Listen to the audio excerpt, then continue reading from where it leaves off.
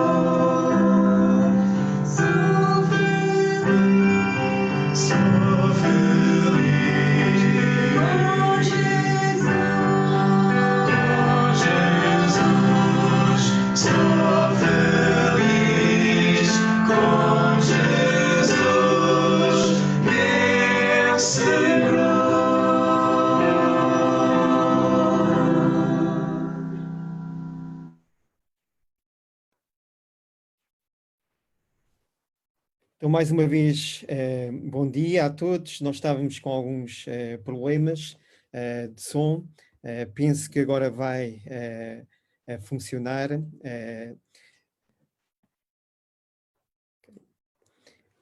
Cada domingo às 10h30 da manhã nós estamos aqui convosco a transmitir-vos então uma mensagem de esperança da parte de Deus para o vosso coração. Vivemos uns momentos difíceis, mas em Jesus há verdadeira esperança e verdadeira paz. Vivemos em dias que há desespero na esperança humana.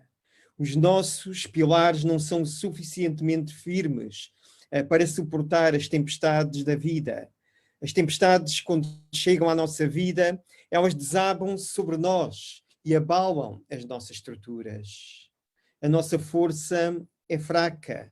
O nosso vigor físico, por mais exuberante que possa parecer, pode ser debilitado repentinamente por uma enfermidade agressiva. A estabilidade das riquezas é frágil demais para garantir-nos segurança ou dar-nos qualquer tipo de felicidade. Os prazeres deste mundo e os deleites da vida, por mais variados e abundantes, eles não podem preencher o vazio que há na alma humana. As nossas conquistas, os nossos diplomas e medalhas de honra ou mérito podem ter por um tempo massajar o nosso ego, mas não dão real e pleno significado à nossa vida. Os nossos amigos, por mais ilustres que eles possam ser, não podem realmente estar connosco para nos sustentar quando cruzamos o vale da sombra da morte. Nem mesmo a nossa própria família pode nos acompanhar quando tivermos de atravessar os portais da morte. Precisamos de um refúgio verdadeiro e onipotente. Precisamos de um amparo seguro que nos agasalhe na hora da tempestade. E onde está esse refúgio? Não está na terra, não está na nossa força, nem na nossa sabedoria, não está nas riquezas, nem no nosso dinheiro, não está nos nossos amigos, não está em nós mesmos, nem na nossa própria família. O nosso verdadeiro refúgio está em Deus. Deus é a nossa verdadeira esperança. Cantámos há pouco um hino que fala realmente da felicidade que há em Jesus, uma felicidade que não depende das circunstâncias à nossa volta. Vamos fazer agora uma leitura das Escrituras no Salmo 91. Salmo 91.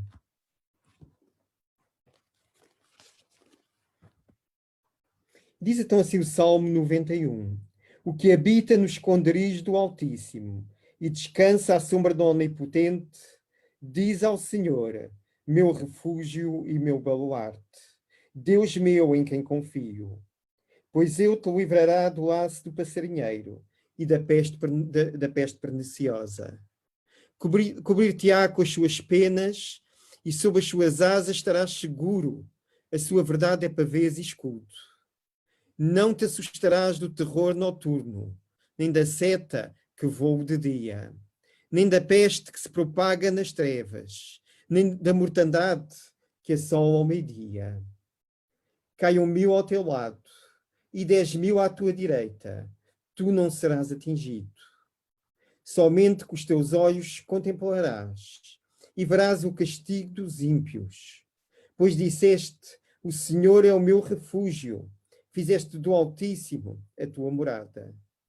Nenhum mal te sucederá, praga nenhuma chegará à tua tenda, porque aos seus anjos dará ordens a teu respeito, para que te guardem todos os teus caminhos. Eles te sustentarão nas suas mãos, para não tropeçares em alguma pedra. Pisarás o leão e a áspide, calcarás aos pés o leãozinho e a serpente. Porque a mim se apegou com amor, eu o livrarei, pô-lo-ei a salvo, porque conhece o meu nome. Ele me invocará e eu lhe responderei. Na sua angústia eu estarei com ele. Livrá-lo-ei e o glorificarei. Saciá-lo-ei com longevidade e lhe mostrarei a salvação. O Salmo 91 é um texto clássico que nos fala acerca do livramento divino. Muitos usam este salmo de uma forma mística, sem qualquer proveito para a alma. Mas este Salmo 91 mostra-nos aqui vários privilégios que nós temos em Deus. Em primeiro lugar, os primeiros 2 versículos, eu falo de uma habitação permanente e segura que nós temos em Deus. Habitamos no esconderijo do Altíssimo e descansamos sob a sua sombra. Deus mesmo é o nosso refúgio. Ele mesmo é o nosso baluarte, a nossa torre de proteção. Estamos nele, guardados nele, e ele nos cobre por todos os lados. Em segundo lugar, nós temos o livramento do laço do passarinheiro, como diz no versículo 3. O laço do passarinheiro é uma armadilha para lançar aos pés.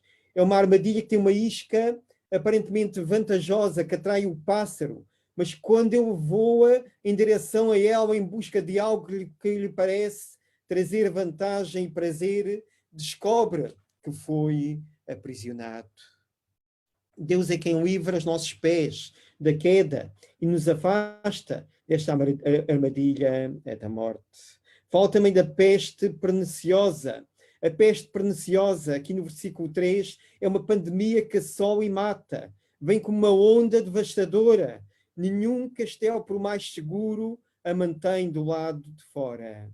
Somente Deus nos pode livrar desta onda de morte. Fala também no versículo 4 que temos uma proteção amorosa e eficaz. Quando uma galinha percebe a chegada de uma tempestade, ela chama os seus filhotes para debaixo das suas asas. Deus, sendo onipotente, ao ver as rajadas de vento e os perigos tenebrosos que muitas das vezes encurralam as nossas vidas, nos atrai para debaixo das suas asas. Em quinto lugar, no versículo 5, o salmista diz que nós temos livramento dos terrores que assaltam a nossa alma. O terror noturno fala daqueles medos que assaltam a nossa vida. São medos que brotam do coração atormentado e sobem da alma angustiada. Nestas horas de escuridão, é Deus que realmente nos livra de atentarmos contra a própria vida.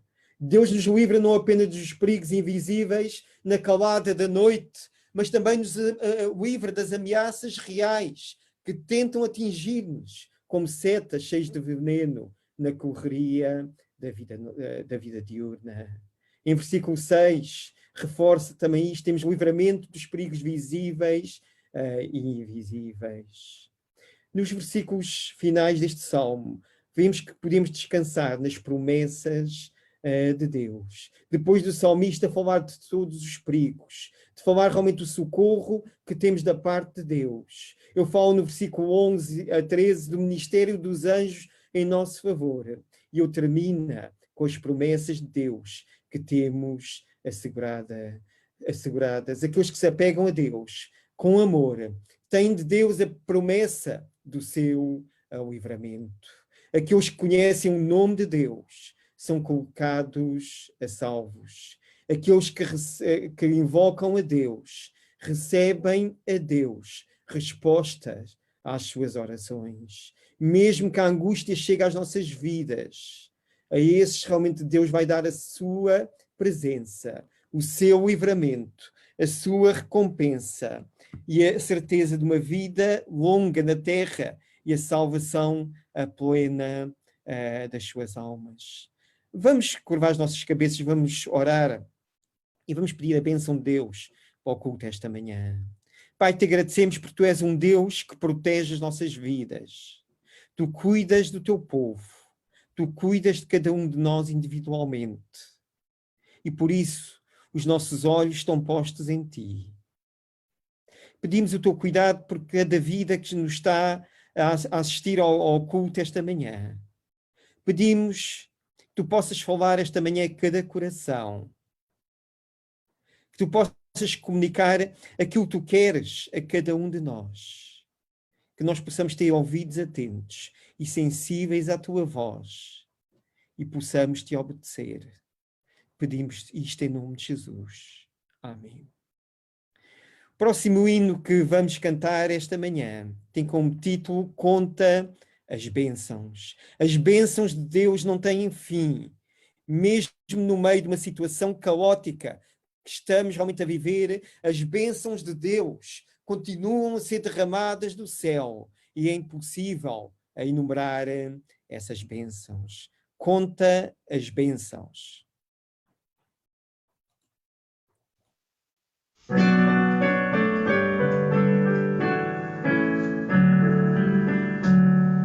Se a vida as vagas procelosas são, se com desalento julgas tudo vão, contas muitas bênçãos dizes de uma vez, has de ver surpreso quanto Deus já fez. Conta as bênçãos, conta quantas são, recebidas da divina mão. Uma, dizes de uma vez, has de ver surpreso quanto Deus já fez. Tens acaso mágoas, triste é teu lidar, é a cruz pesada que tens de levar. Contas muitas bênçãos, não duvidarás, e em canção alegre os dias passarás. Conta as bênçãos, conta quantas são, recebidas da divina mão. Uma, dizes de uma vez, has de ver surpreso quanto Deus já fez. Quando vires outros com seu ouro e bens, lembra que tesouros prometidos tens. Nunca os bens da terra poderão comprar a mansão celeste em que tu vais morar. Conta as bênçãos, conta quantas são, recebidas da divina mão. Uma, dizes de uma vez, has de ver surpreso quanto Deus já fez. Seja o teu conflito fraco ou forte cá, não te desanimes, Deus por cima está. Seu divino auxílio minorando o mal, te dará consolo e paz celestial. Conta as bênçãos, conta quantas são, recebidas da divina mão. Uma, dizes de uma vez, has de ver surpreso quanto Deus já fez.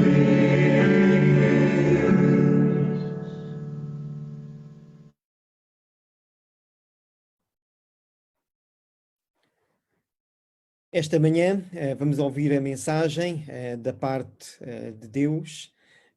O Walter Diniz vai ser então o portador da mensagem para nós esta manhã da parte de Deus. Vamos então ter ouvidos atentos e vamos ouvir aquilo que Deus quer para cada um de nós.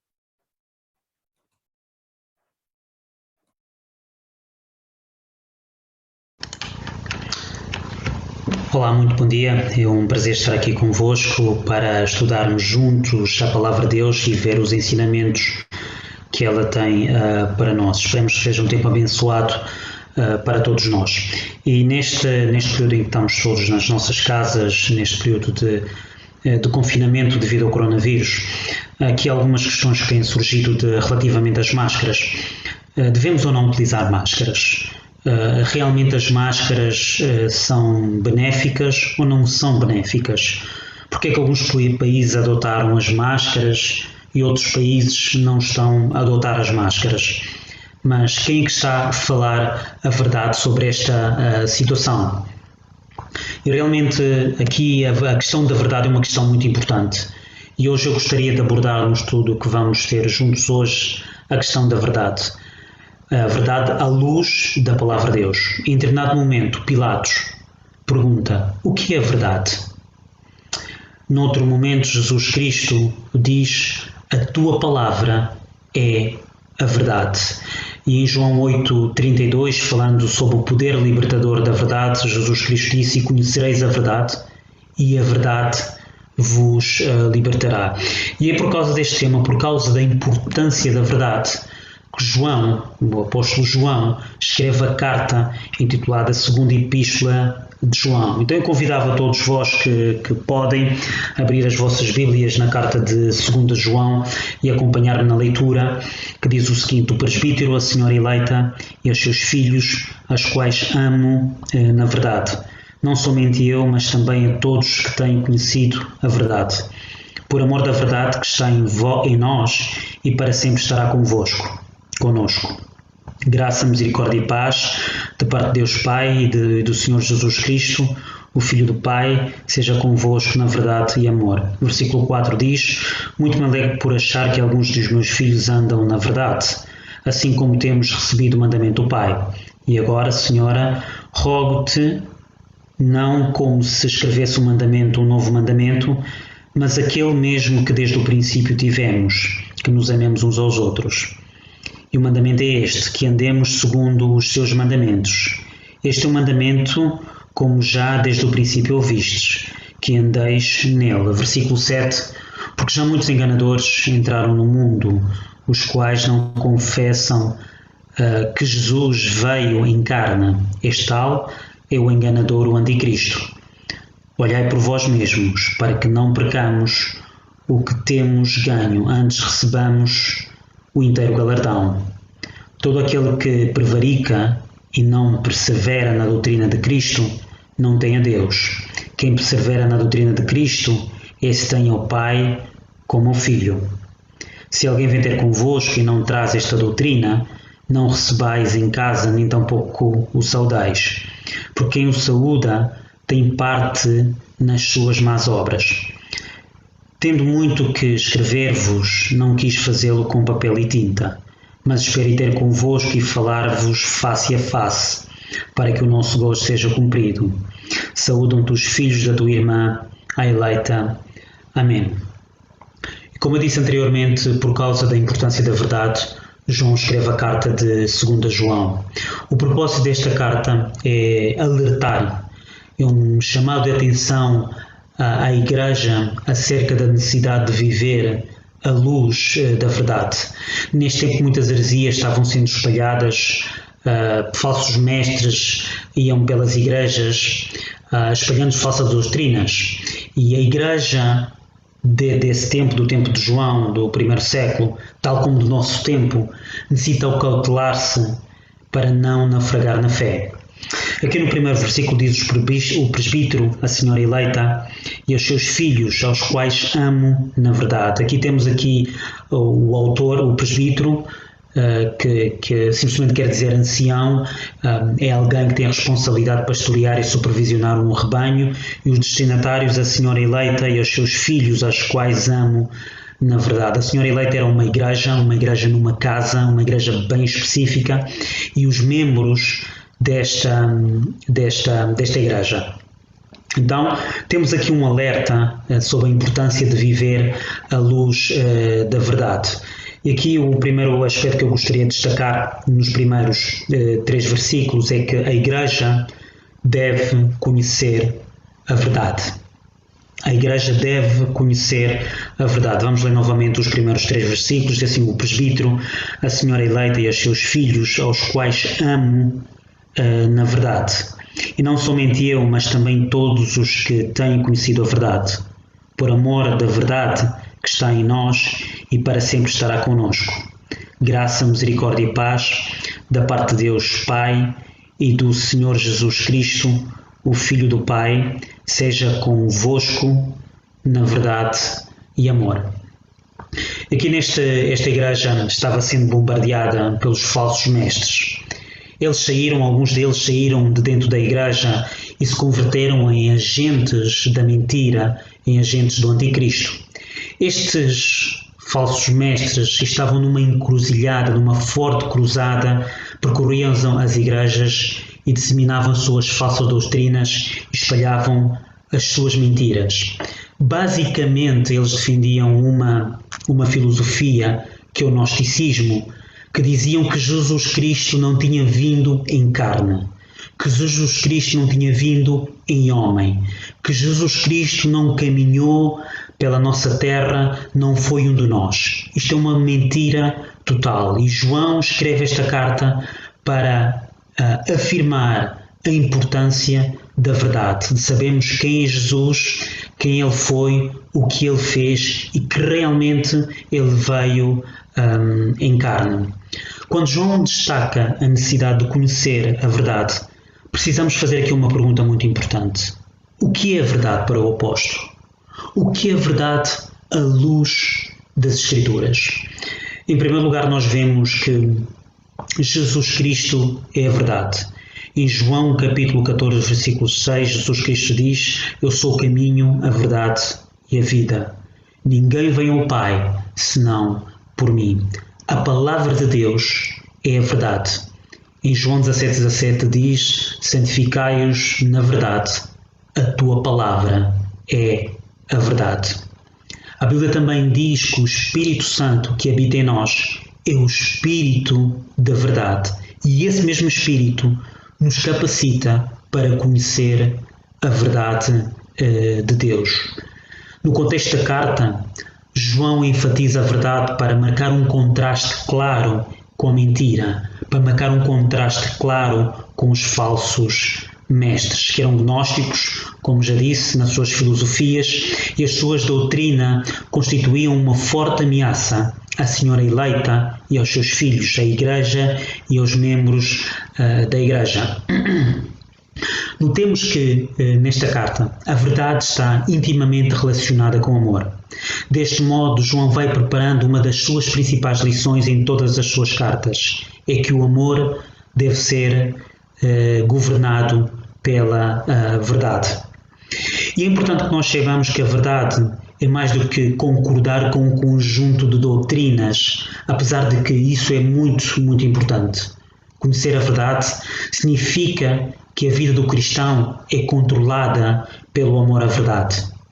Devemos não apenas aprender a verdade com a mente, mas devemos também amá-la com o coração e vivê-la com a nossa vontade. A palavra de Deus apresenta-nos algumas advertências enquanto à importância da verdade. No Antigo Testamento, no livro do profeta Oséias, a palavra de Deus diz: o meu povo está sendo destruído porque lhe falta conhecimento.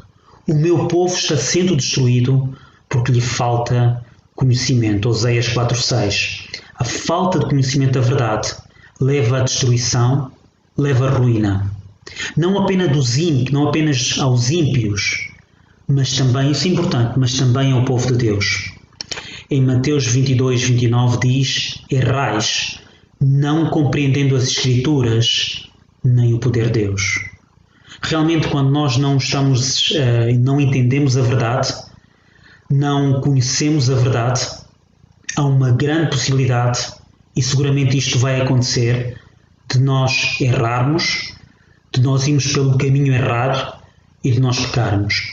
Então, realmente é muito importante a Igreja conhecer a verdade. A Igreja deve conhecer a verdade para a Igreja não cair no erro. Mas, em segundo lugar, nos versículos 4 a 6, vemos aqui outra advertência para a Igreja daquele tempo e também para as igrejas, para a Igreja dos nossos tempos. A Igreja deve andar na verdade. No versículo 4 diz: muito me alegro por achar que alguns dos meus filhos andam na verdade, assim como temos recebido o mandamento do Pai. E agora, Senhora, rogo-te, não como se escrevesse um novo mandamento, mas aquele mesmo que desde o princípio tivemos, que nos amemos uns aos outros. E o amor é este, que andemos segundo os seus mandamentos. Não, este é o mandamento, como já desde o princípio ouvistes, que andeis nele. Então a Igreja não somente deve conhecer a verdade, a Igreja também deve andar na verdade. Efetivamente não é suficiente estudar a verdade, discuti-la ou simplesmente falar sobre ela. A Igreja deve andar na verdade. Não podemos ser ortodoxos de cabeça e hereges na conduta. Defender a verdade e não praticá-la é uma gritante contradição. Ainda que alguém seja impecável e exemplar no seu compromisso com a verdade e não tem amor pelos outros, a sua verdade não é verdade. A Bíblia ensina que o amor e a verdade são companheiros. Vemos aqui no versículo 3. Diz assim: graça, misericórdia e paz da parte de Deus Pai e do Senhor Jesus Cristo, o Filho do Pai, seja convosco na verdade e amor. Como Paulo diz, o apóstolo Paulo diz em 1 Coríntios capítulo 13, o amor sempre se goza com a verdade. Em Efésios 4,15 diz que para seguir a verdade em amor. Então, a verdade e o amor andam sempre de mãos dadas, e vemos isto não somente aqui, mas em todas as cartas de João. O amor não é uma emoção passageira, mas sim um compromisso permanente. João diz, em 1 João capítulo 3, versículo 18, diz: queridos filhos, não nos amemos de palavra nem de língua, mas com obras e em verdade. E nesse sentido é importante ressalvar que o amor cristão não é uma emoção passageira, mas sim um compromisso verdadeiro com a verdade. O amor não é sentimento, mas sim um ato de vontade. Provamos o nosso amor a Deus pela obediência, diz isso em 1 João capítulo 5, versículo 2. E o nosso amor ao próximo provamos pelo serviço. Para o apóstolo João, o amor e a obediência andavam de mãos dadas, era algo muito, muito claro. Então daí a importância que a Igreja deve conhecer a verdade para poder discernir. A Igreja deve andar na verdade, e o facto de andar na verdade significa também, em um dos aspectos, andar em amor e manifestar isso de forma muito clara. Mas nos versículos 7 a 11, são os versículos que nós vamos ver agora, João faz uma transição entre os crentes verdadeiros e os falsos mestres. Faz uma diferença entre o trigo e o joio. Faz uma diferença dos que obedecem aos mandamentos para aqueles que não obedecem os mandamentos, para aqueles que são os enganadores. Os enganadores que aqui vemos nestes versículos, no versículos 7 a 11, não eram apenas hereges enquanto a teologia, mas também eram pervertidos enquanto a ética. Eles ensinavam falsas doutrinas e também conduziam as pessoas a uma vida errada, a uma vida pecaminosa, a uma vida longe de Deus. A verdade e a vida caminham juntas, assim como a doutrina errada e a vida errada são irmãs gêmeas. Diz assim os versículos 7 a 11.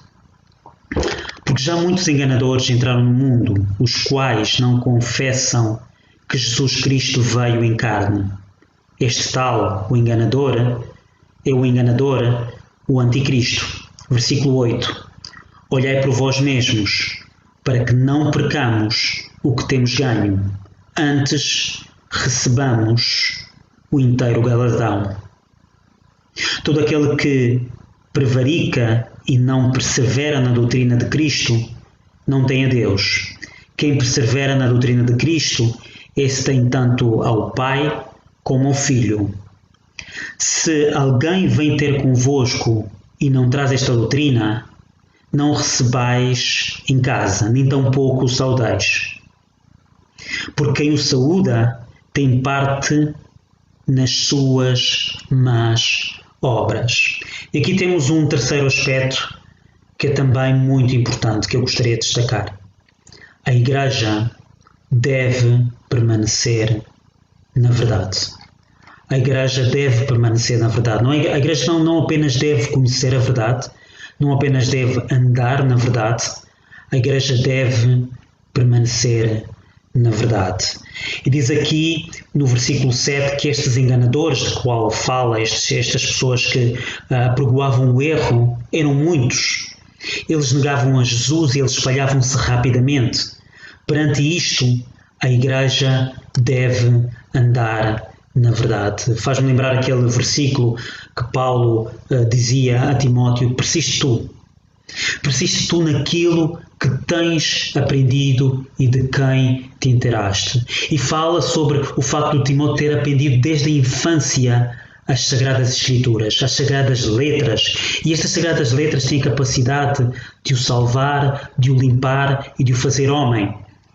Então, realmente, aqui a importância de permanecer na verdade. E perante isto a Igreja deve permanecer na verdade. E nestes versículos, no versículo 8, temos aqui duas advertências que eu gostaria também de destacar. Diz assim no versículo 8: olhai por vós mesmos, para que não percamos o que temos ganho, antes recebamos o inteiro galardão. E temos aqui um primeiro perigo. No versículo 8 diz assim: olhai por vós mesmos, para que não percais o fruto do vosso trabalho. Esse é o perigo de perder aquilo que já se ganhou. Porque o erro tem a capacidade de nos fazer perder, nos fazer voltar atrás. Podemos perder oportunidades. Podemos perder o amor uns pelos outros. Podemos perder o entusiasmo pela vida cristã.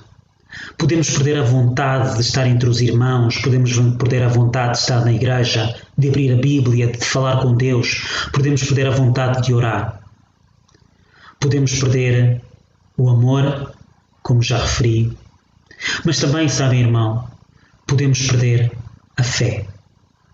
E tudo isto porque nos deixamos levar pelo erro. Tudo isto quando não nos agarramos e não permanecemos e não andamos na verdade de Deus, na palavra de Deus, que é a palavra de vida. Estes falsos mestres dizem oferecer algo que não temos, quando na realidade tiram algo que já possuímos. Os enganadores, os mentirosos, vêm para desviar os crentes das veredas da justiça. E nós, como crentes, precisamos acautelar-nos. Aqui um segundo perigo. O primeiro perigo era o perigo de voltar atrás. Aqui um segundo perigo, no versículo 8, na segunda parte, diz assim: antes recebeis plena recompensa. Antes recebeis pleno galardão. Antes recebamos o inteiro galardão, como diz aqui na minha versão. O apóstolo aqui é o perigo de perder a recompensa. O apóstolo João quer que seus filhos na fé recebam pleno galardão em vez de serem roubados e destruídos. Aqui, provavelmente, foi difícil ganhar coragem para ouvir estas mensagens, ligar o computador, ganhar coragem para ouvir estas mensagens. Não desistas agora. Estás tão perto de chegar à salvação. Não desistas agora. Continua para que possas receber o galardão completo. Talvez tenha sido claro que Jesus tem que ser o teu Salvador. Não desistas agora. Se Jesus tem estado a falar ao teu coração nestes dias, não desistas agora. Não queiras perder a plena recompensa, a satisfação de ter Jesus no teu coração. Talvez Jesus já é o teu Salvador, mas percebestes que necessitas conhecer um pouco mais de Jesus. Não desistas agora. Espera mais um tempo. Aprende mais um pouco. Se estiveres interessado, nós podemos enviar-te literatura, podemos falar-te um pouco mais de Cristo. podemos, em algum momento, fazer uma chamada, podemos fazer o que nós chamamos de discipulado, estudar juntos a Palavra de Deus. Não teremos qualquer constrangimento em enviar-te literatura bíblica ou talvez fazer um curso em conjunto. Não desistas agora. O melhor ainda está por vir. Talvez a tua situação em que te encontras há algum tempo sem vir à igreja e sentes saudades, e ouvir estas mensagens através do computador, da internet, voltaste a sentir aquele calor, voltaste a sentir aquele amor e sabes que Deus está a chamar-te. Não desistas agora. Não desistas agora, porque há um perigo de perder a recompensa. O melhor ainda está por vir. Por isso o crente deve permanecer na verdade. O crente deve permanecer na verdade. Não deixes de ser roubado. Permanece na verdade. Em dado momento o apóstolo Paulo, ou melhor, em dado momento o apóstolo Paulo expressou a sua preocupação para os crentes de uma igreja na Galácia.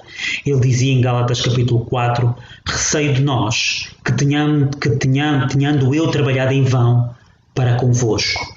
Jesus Cristo, em Apocalipse, falando à igreja de Filadélfia, disse algo muito, muito interessante. Venho sem demora, Jesus Cristo dizia, venho sem demora, conserva o que tens, para que ninguém tome a tua coroa. Conserva o que tens, permanece, porque conserva, porque alguém te pode roubar isso. E esse alguém é a mentira, é o engano, é o erro, é o facto de não conhecer, não andar, nem permanecer na verdade de Deus. Tão perto de lá chegar e, no entanto, perder tudo a meio do caminho. É um perigo que nós temos, cada um de nós, se não permanecermos na palavra de Deus e na verdade de Deus. Mas também, no versículo 9, eu gostaria de ler com os irmãos, diz assim: todo aquele que prevarica e não persevera na doutrina de Cristo não tem a Deus. Quem persevera na doutrina de Cristo, esse tem tanto ao Pai como ao Filho. A Bíblia também fala aqui de dois perigos. Todo aquele que prevarica e não persevera. Esta palavra prevarica fala aqui de negligência e realmente é todo aquele que vai além do ensino bíblico. E aqui o primeiro perigo é ir além do ensino das Escrituras. Falar mais do que a Bíblia diz. O outro perigo que também nós podemos encontrar, este perigo está em ficar aquém da Bíblia. Falar menos do que a Bíblia diz. E é interessante um versículo em Deuteronômio capítulo 29, versículo 29. Deuteronômio 29, 29 diz: as coisas encobertas pertencem ao Senhor nosso Deus, mas as reveladas nos pertencem a nós e a nossos filhos para sempre, para que observemos todas as palavras desta lei. Então, o que Deus deixou revelado é para nós. O que Deus não revelou, não precisamos de inventar. Então, realmente, há aqui dois perigos que nos chamam a atenção: ir além da Bíblia ou ficar aquém daquilo que a Bíblia diz. E realmente a Igreja deve ter a capacidade de conhecer e discernir a verdade, e assim vai conseguir identificar a sã doutrina. Todo aquele que prevarica e não persevera na doutrina de Cristo não tem a Deus, e quem persevera na doutrina de Cristo, esse tem tanto ao Pai como ao Filho. O versículo 10 diz: se alguém vem ter convosco e não traz esta doutrina, não o recebais em casa, nem tampouco o saudeis. A Igreja tem que conhecer a verdade para poder discernir esta verdade. Então tem que saber se o que estão a explicar tem a ver com as verdades bíblicas ou não.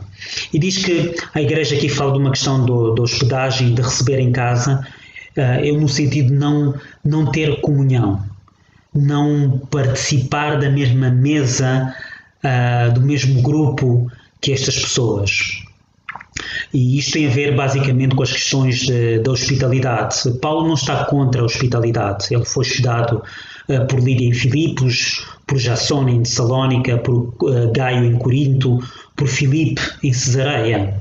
Mas no primeiro século as pensões, os hotéis, os hostels não eram muito conhecidos, não haviam, para ser mais objetivo, não existiam e as pessoas ficavam hospedadas em casa uns dos outros cada vez que iam a uma cidade diferente. Então era comum que quando alguém que sabia as escrituras ou algum pregador chegasse a uma cidade fosse recebido pelos crentes daquela cidade. E depois sentavam-se à mesa como num culto doméstico em que ouviam os ensinamentos. E os crentes tinham que ter a responsabilidade de discernir se aqueles ensinamentos vinham de Deus ou não, e se não viessem de Deus, não deveriam hospedar a esta pessoa. Então realmente devemos estar muito atentos. Não quer dizer que não devamos hospedar a estas pessoas, mas sim devemos ter muito cuidado com aquilo que permitimos que entre nas nossas casas e nas nossas igrejas. E versículo 11, alerta, diz: porque quem o saúda tem parte nas suas más obras. Porque a heresia não é apenas um erro, mas também uma obra iníqua. Pode enviar almas à ruína eterna. Pode impedir que pessoas recebam o Evangelho e sejam totalmente enganadas. Então, se não quisermos ser parceiros destes enganadores e cúmplices desta obra iníqua, é preciso que não ofereçamos nenhum incentivo àqueles que as realizam. Então, João conclui aqui esta sua carta nos versículos 12 e 13. Tenho muito que escrever-vos e não quis fazê-lo com papel e tinta, mas esperei ter convosco e falar de face a face, para que o nosso gozo seja cumprido. Saúdam-te os filhos de tua irmã eleita. Amém. Então, nesta carta, João vai dizendo que o mais urgente e o mais importante, que tem a ver com a verdade, já está dito. Mas seria bom que se encontrassem pessoalmente, face a face, dar um abraço e falar pessoalmente. E tenho a certeza que é tudo aquilo que nós desejamos também agora, estar juntos, estar face a face e falar pessoalmente. O conhecimento da verdade, o caminhar na verdade e a permanência na verdade são aspectos fundamentais da vida cristã. Seja que estejas agora a começar a vida cristã, ou ainda que estejas por terminar, ou já há muitos anos, o conhecimento da verdade, o caminhar na verdade e a permanência na verdade são aspectos importantíssimos e fundamentais. Eu gostaria de recordar aqui um versículo que está em Efésios, capítulo 6, 14, para podermos terminar, que diz o seguinte: estai, pois, firmes, tendo cingido os vossos lombos com a verdade e revestida a couraça da justiça. Estai, pois, firmes, tendo cingidos os vossos lombos com a verdade e revestida a couraça da justiça. Realmente que Deus nos abençoe.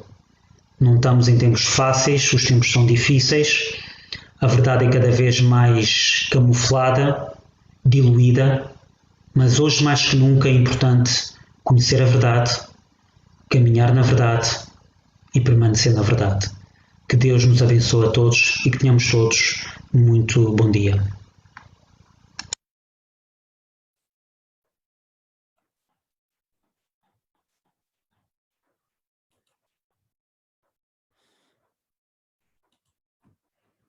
Como foi dito esta manhã, Jesus é a verdade. Ele é o único caminho de acesso a Deus.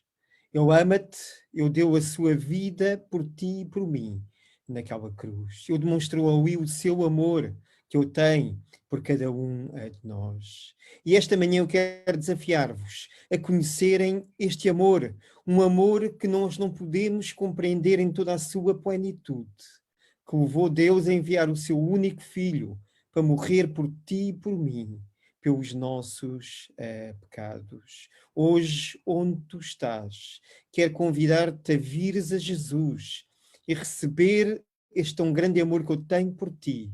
Recebe realmente o perdão dos teus pecados, a vida eterna, e conhece a verdade, que é Jesus. Vamos curvar as nossas cabeças, vamos orar. Te agradecemos, ó Deus, porque tu enviaste o teu Filho a este mundo.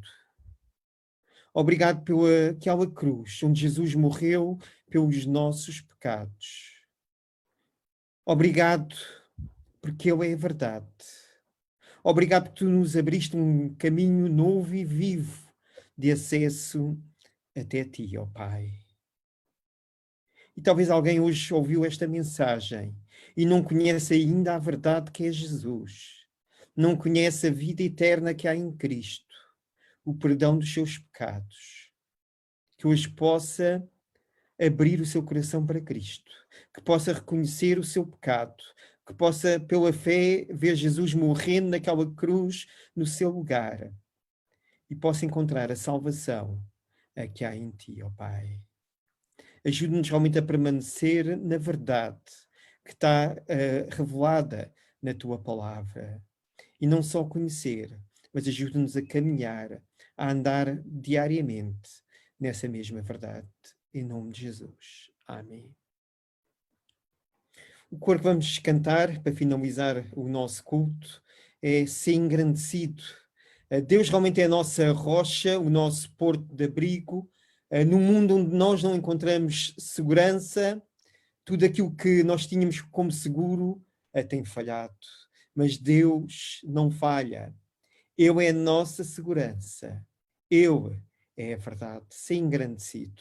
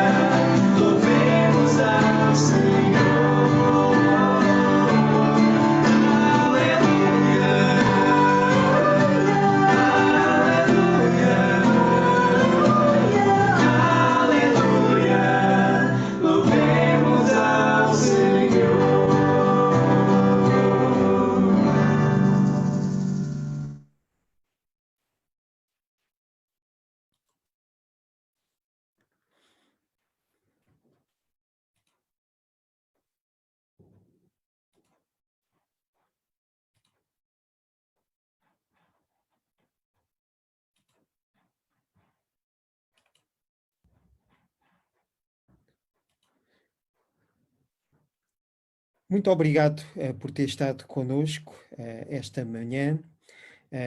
Qualquer pergunta que tenha, pode fazer por mensagem privada.